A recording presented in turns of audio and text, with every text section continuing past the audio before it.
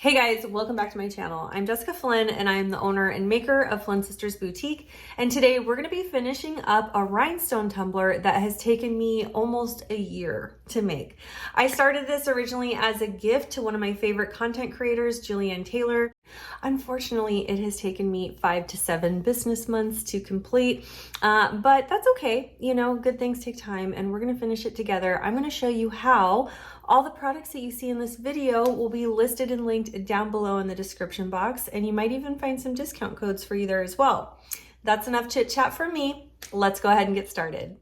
All right, you guys, so there's a lot of steps involved to this project, and I originally didn't think I was going to film this for a tutorial, so I left out a lot of parts, and I'm going to do my best to try and walk you through step by step what I'm doing here. But anyway, what I'm doing now is I'm just weeding the leopard spots that I cut out of some permanent vinyl. This is just a basic leopard print file that I got on Etsy, and it has the brown and the black part of the leopard spots, which is why I'm using it today. The rainbow I also found on Etsy. Now, there's plenty of rainbow tumbler templates that I could have used, but none of them that had just one rainbow in leopard print. All of them had 2 rainbows. So I just wanted one rainbow and then the rest leopard print so I could feature her good juju slogan on the back. So that's what I did. And I'm going to apply the decals to my tumbler that I have already prepped and sanded.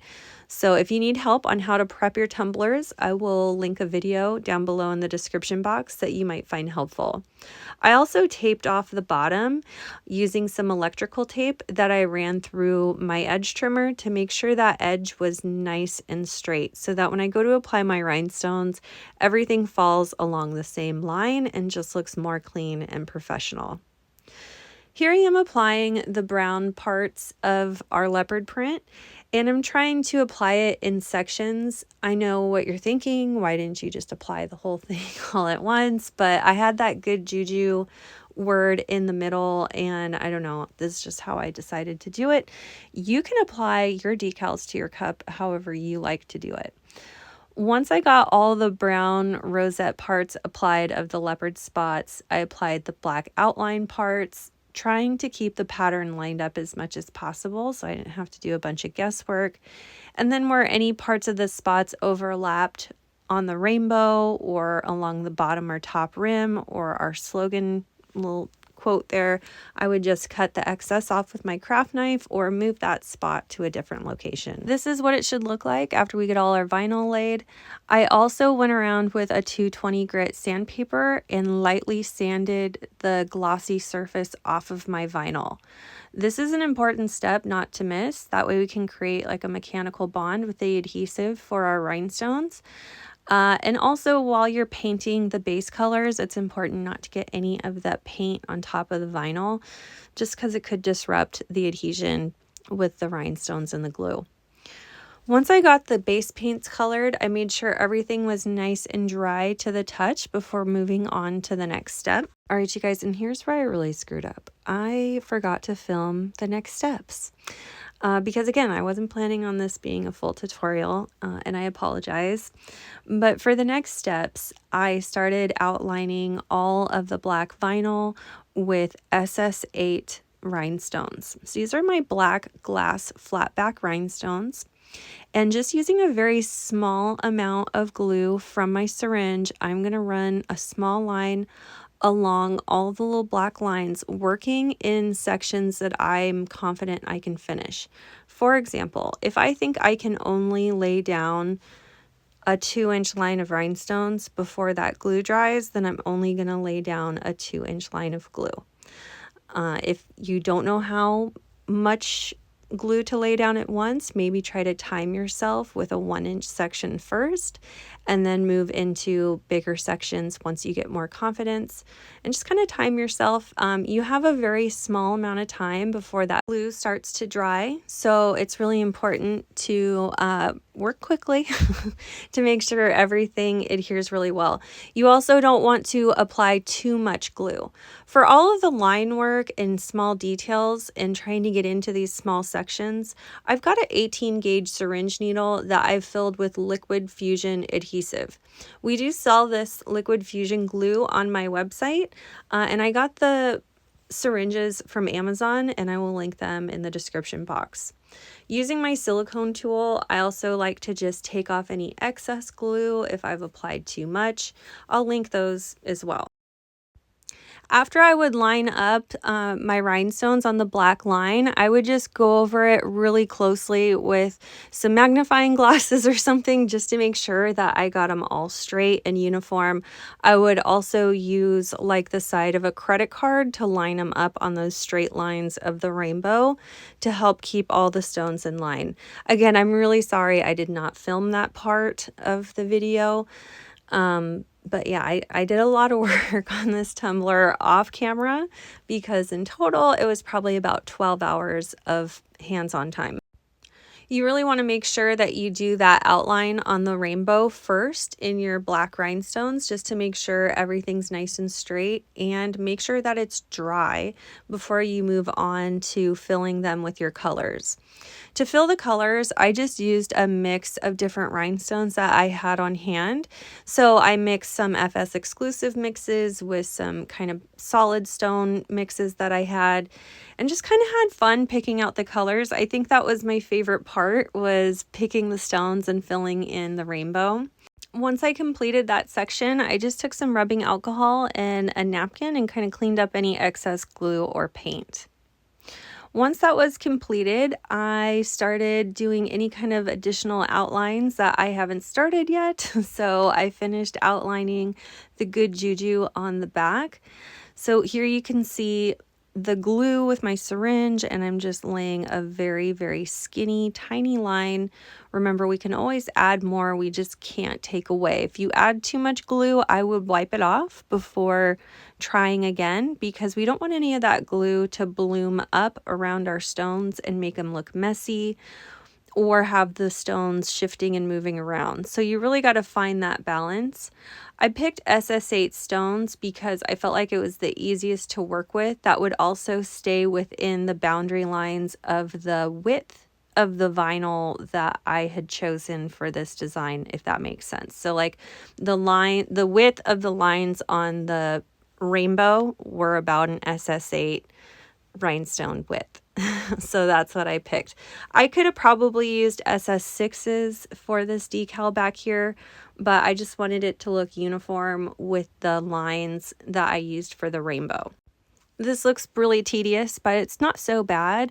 You just got to take your time with it. Get some magnifying glasses if you're having a hard time seeing. Make sure you have good lighting.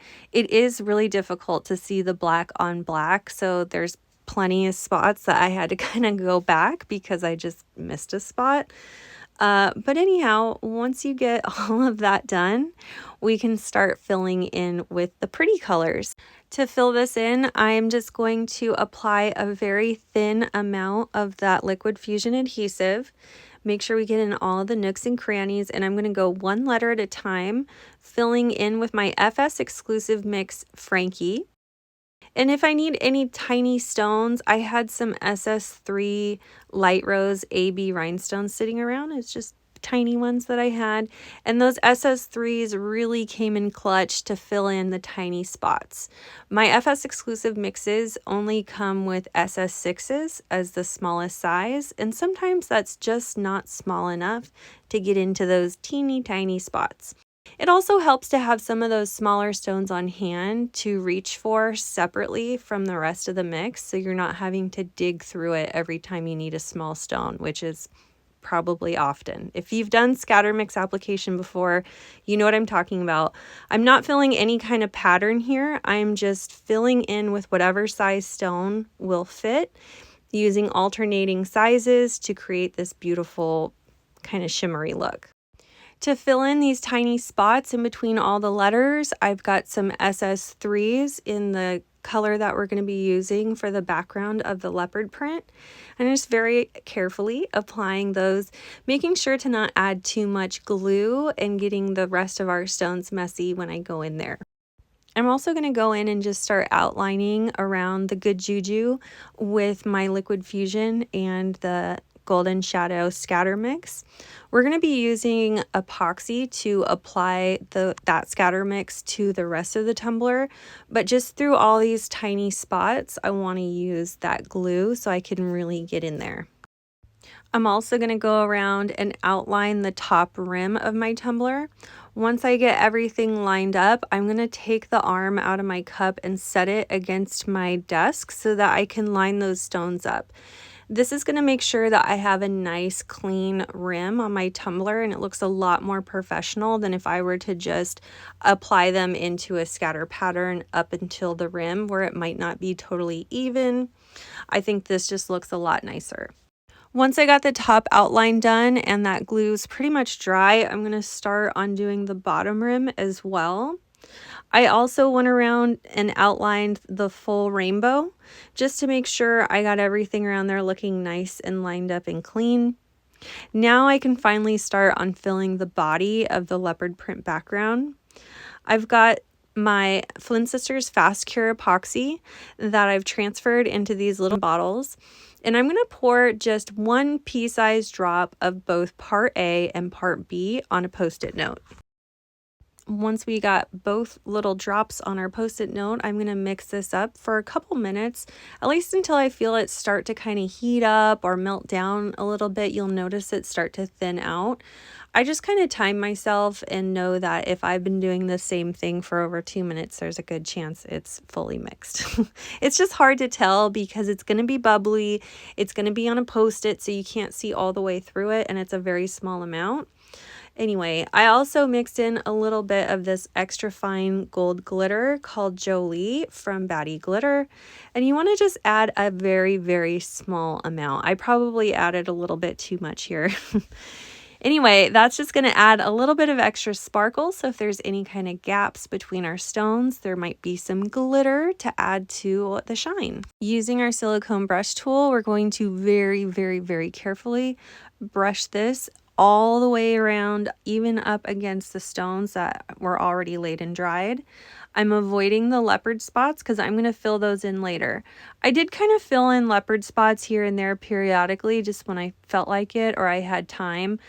And I don't see any value between doing them separately from doing this step, other than maybe it might be a little bit easier to do them after you put the gold stones in. I don't know. If anyone want to chime in on the comments of the benefit of doing one before the other, I'm not sure. But I didn't want to use epoxy to apply the black and brown stones in the leopard print. I wanted to use liquid fusion for that because it is so detailed. Once I got all of that epoxy applied in a very, very thin, small, even amount, and only to the amount of space that I'm comfortable working in. I talked about this earlier with doing the line work. Only put the amount of adhesive that you could put down and fill within the dry time of that adhesive. So with my Fast Cure, you have about 30 to 45 minutes to fill that section. So I could do probably a 2 to 3 inch section in that amount of time. I know that because I've tried this before many times and I've timed myself. I know how much I can complete within that window. I hope that all makes sense. And again, you guys, I'm not going by any kind of pattern. I'm just filling in with whatever stone fits, ranging in sizes from SS3 to SS30. Okay, and then once we get that all filled in, then I can start going in and filling in the leopard spots. I use smoked topaz for the brown and just black scatter mix for the black. And again, I did add in some SS3s in that black to really get in the fine details and get in all the nooks and crannies. I feel like this all went by really quickly for me because it was kind of like a coloring book. And once I had a little section that I had to do, I would get through that section and then move on to the next. And there was just always a clear outline of what to do next. So there wasn't a lot of guesswork or sitting around. I don't know, maybe in my head that's what made it seem to go by faster. And here's the finished look. From here, I removed that tape off the bottom and went around with some rubbing alcohol and a paper towel to remove any kind of debris from the tape or extra adhesive. I also went around with my syringe and got any spaces that I might have missed, any kind of gaps, I'd fill in with some SS3s or an SS6.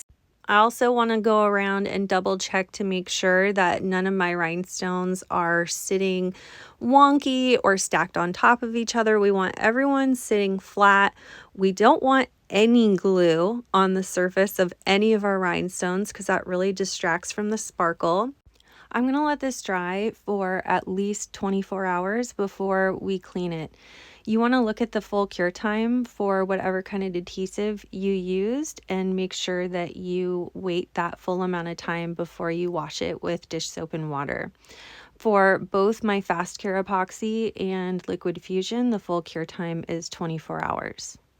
To clean my cup, I'm just going to use a Scrub Daddy and some power wash and just really get in there and clean up any excess like wax from my pencil or fingerprints, debris, etc., etc. We're going to rinse this really clean, make sure the inside of the cup is nice and clean, and so is my lid. And I'm going to dry this really nicely with a microfiber cloth. And now we're ready for photos. I love how this turned out. I was really intimidated by this design because I've never really done something like this before. I've done some pretty big rhinestone projects, but nothing with this much detail. But I think it turned out pretty good. It's not perfect, but I think she's gonna love it. I think it's beautiful. I love how it sparkles. Let me know what you guys think in the comments. And if you haven't already, please subscribe to my channel. I upload new videos every week. Thanks so much for watching, and we'll see you again soon.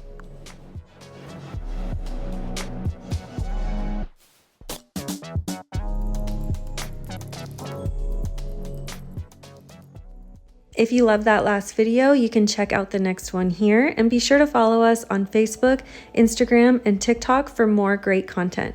You can shop our products at FlynnSistersSupplyShop.com and subscribe to our channel for new videos every week. Thanks so much for watching, and we'll see you again soon.